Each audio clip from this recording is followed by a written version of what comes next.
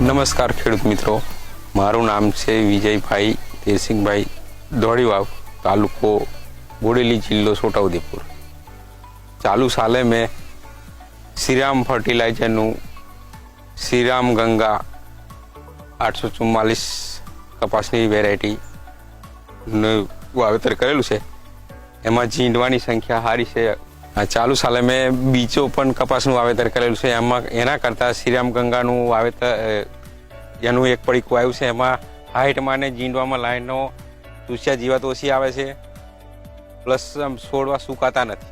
શ્રીરામ ગંગાના કપાસનું તમે ડાળીઓ જોઈ શકો છો।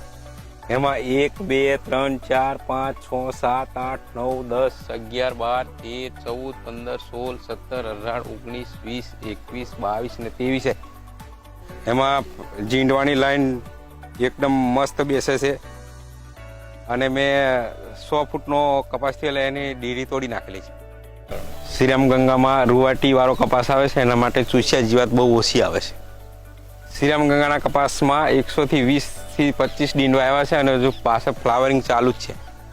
શ્રીરામ ગંગામાં હવે ડીંડવાની સાઈઝ મોટી છે, ઉપર જતા હોવાથી બહુ મોટી જ સાઈઝ છે, સેમ ટુ સેમ નીચેથી ઉપરથી એમાં સાઈઝમાં ફેર નહીં પડતો, મોટી સાઈઝ। હવે એને શ્રીરામ 844 ગંગાનું વીણવામાં સારું છે, ફાટફૂટ સારી છે અને ખુલવામાં સારું છે।